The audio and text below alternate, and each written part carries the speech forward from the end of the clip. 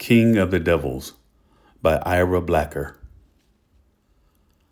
How does a 4 or 5-year-old not only lose his innocence at such a ridiculously early age, but also survive the anger, beatings, punishment, and rejection of a rage-filled parent? I'm glad you asked. Fantasy. As other children use their fantasy lives to play and dream of wondrous things, I used mine to escape my world, and in my meager fashion, control that world before it extinguished me.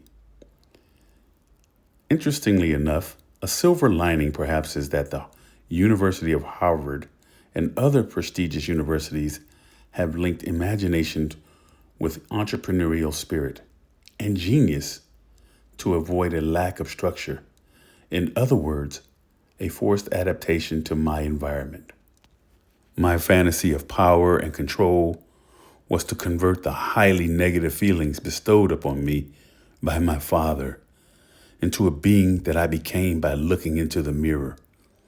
I would see my elongated incisor teeth and fantasize about being the king of the devils. I was much more than my father envisioned. I was not just bad, but indeed the king of evil. I was the king of the devils. This was the only means I had to survive my environment, which scared me almost to death. It was my means of taking control of my life.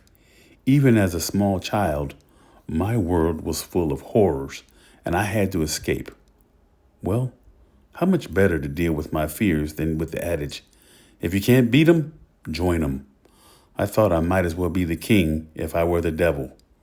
I could then hope to control my world through my fantasies.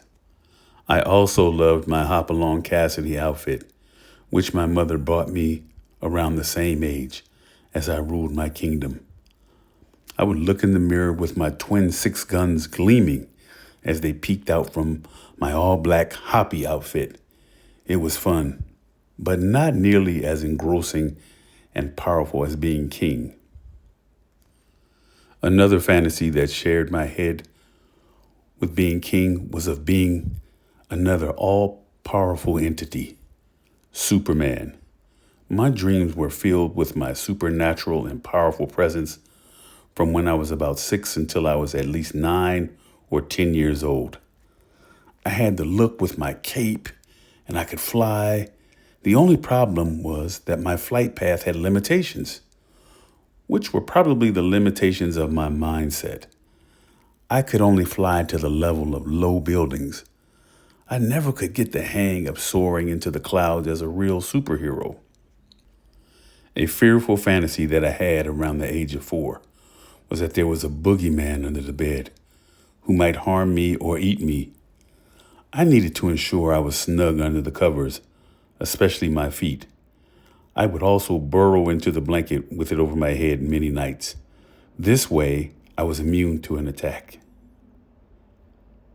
King of the Devils, Ira Blacker.